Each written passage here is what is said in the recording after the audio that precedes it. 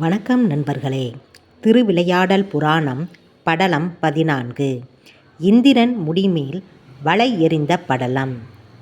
பாண்டிய நாட்டிலும் சேர சோழ நாடுகளிலும் திடீரென மழை பொய்த்தது. தமிழக நாடுகள் அனைத்திலும் பஞ்சம் தலைவிரித்தாடியது. மக்கள் பட்ட துன்பத்திற்கு அளவில்லை. அரண்மனை களஞ்சியத்தில் சேமித்து வைக்கப்பட்டிருந்த பொருட்களும் மக்களுக்கு வாரி வழங்கப்பட்டு காலியாகி கொண்டிருந்தது. சண்டையும் சச்சரவும் செல்வம் இருக்கும்போது மட்டும்தான். பசி வந்துவிட்டால் ஒற்றுமை வந்துவிடும் போலும். தங்களுக்குள் யார் பெரியவர் என அடிக்கடி போரிட்டு கொள்ளும் சேர சோழ பாண்டிய மன்னர்கள் மதுரையில் ஒன்று கூடி பஞ்சம் போக்கும் முறை பற்றி ஆய்வு செய்தனர். இதற்குரிய தீர்வை பொதிகை மலையில் தங்கியிருக்கும் அகத்தியரை சந்தித்து கேட்பதென முடிவு செய்தனர். அனைவரும் சோமசுந்தர பெருமானையும் மீனாட்சியையும் வணங்கி அகத்தியரை தரிசித்த பிறகாவது மழை பெய்து தமிழகம் செழிக்க வேண்டும் என வேண்டிக் கொண்டனர். பின்னர் முப்பெரும் மன்னர்களும் பொதிகை மலைக்கு சென்றனர். அகத்தியர் தனது மனைவி லோபமுத்திரையுடன் ஆசிரமத்தில் தங்கியிருந்தார். அந்த தம்பதியினரை அவர்கள் வணங்கினர். மூவரையும் வரவேற்று ஆசியளித்த அகத்தியர் அவர்கள் வந்த விபரத்தை கேட்டு மன வருத்தம் கொண்டார். மன்னர்களே, உங்களுடைய கிரக சஞ்சாரப்படி இன்னும் 12 ஆண்டுகளுக்கு நாட்டில் மழை பெய்ய வழியில்லை. இதற்கு ஒரே பரிகாரம் தேவலோக தலைவன் இந்திரனை நீங்கள் பிரார்த்திப்பதுதான். அவனை பார்ப்பதற்குரிய ஏற்பாடுகளை நீங்கள் செய்து கொள்ளுங்கள். அவனது அருள் கிடைத்தால் வருணனை அனுப்பி மழை பொழிய வைப்பான் என்றார். சேரர் சோழர்களுக்கு இந்த யோசனையில் உடன்பாடு இருந்தாலும் இந்திரனுக்கும் தனக்கும் ஏற்கனவே பகைமை இருந்ததால் உக்கிரபாண்டியனுக்கு இதில் உடன்பாடில்லை. மாமுனிவரே, இந்திரன் என்னை தவறாக புரிந்து கொண்டிருப்பவன். நான் என் நாட்டு மக்களின் நலன் கருதி யாகங்கள் பல செய்தேன். ஆனால் இந்திரலோக பதவியை பிடிப்பதற்காக நான் அவ்வாறு செய்வதாக எண்ணிய இந்திரன் வருணன் மூலமாக 7 கடல்களையும் மதுரை மீது ஏவிவிட்டான். நான் அவற்றை என் தந்தை சோமசுந்தரர் கொடுத்த வேல் வீசி தடுத்து நிறுத்தினேன். இதனால் அவன் என் மீது ஆத்திரமாக உள்ளான். என்னை பகையாளியாக கருதும் அவன் சேர சோழருக்கு வேண்டுமானால் உதவுவான், எனக்கு உதவி மறுப்பானே.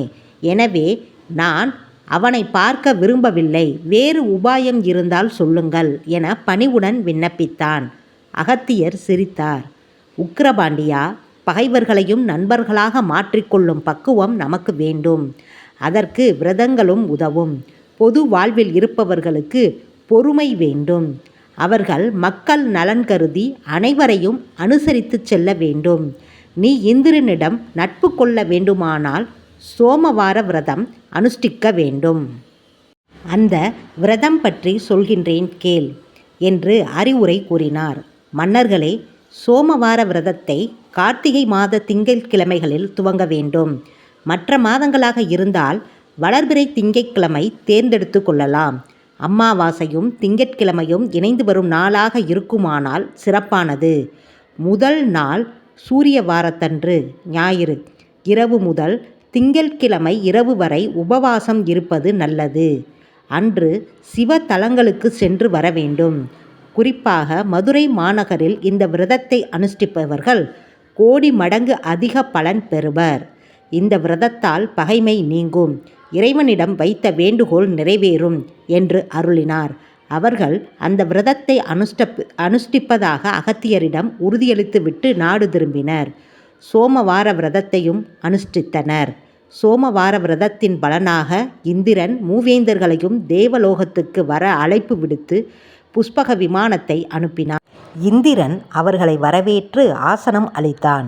சேர சோழ மன்னர்கள் அந்த ஆசனங்களில் அமர்ந்தனர். உக்கிரபாண்டியன் அதில் அமர மறுத்துவிட்டான். இந்திரன் உயர்ந்த பீடத்தில் இருந்த சிம்மாசனத்தில் அமர்ந்து கொண்டு அவனுக்கு கீழே இருக்கும் வகையில் ஆசனம் அமைந்திருந்தது. அவனுக்கு பிடிக்கவில்லை. அவன் வேகமாக பீடத்தில் ஏறினான்.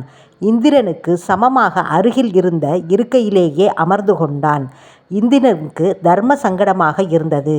இருக்கையில் இருப்பவனை எழச் சொன்னால் சிறிய விஷயத்தை பெரிதுபடுத்தும் போலவும் தன்னை அற்பனாக பிறர் கருதிவிடக்கூடும் என்பதாலும் பொங்கி வந்த கோபத்தை அடக்கி கொண்டு அதை கண்டுகொள்ளாதது போல் நடித்து அவர்கள் வந்த விஷயத்தை சொல்லும்படி கேட்டான். சேரர் சோழர்கள் தாங்கள் வந்த விபரத்தை கூறினர். இந்திரன் அவர்களிடம், என்னை நம்பி வந்த உங்களுக்கு நீங்கள் கேட்டது போல மழை பெய்ய ஏற்பாடு செய்கின்றேன்.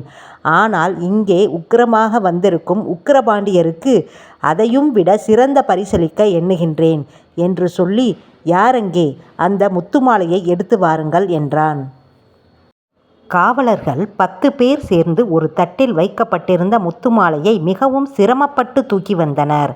அந்த மாலையை அணிந்து கொண்டால் தலையே தொங்கிவிடும், அவ்வளவு கனம். அதை உக்கிரபாண்டியன் முன்னால் வைத்தார்கள். பாண்டியா, அதை எடுத்து அணிந்துகொள் என்றான் இந்திரன். இந்திரன் இந்த பரீட்சையை உக்கிரபாண்டியனுக்கு வைப்பதன் மூலம் அவனை அவமானப்படுத்த எண்ணினான். ஏனெனில் அந்த முத்துமாலையை தனி நபரால் தூக்கவே முடியாது. அவ்வாறு தூக்க முடியாமல் உக்கிரபாண்டியன் அவமானப்பட்டு நிற்கும் பொழுது கைகொட்டி சிரிக்கலாம் என்பது அவனது நினைப்பு. ஆனால் நடந்ததோ வேறு.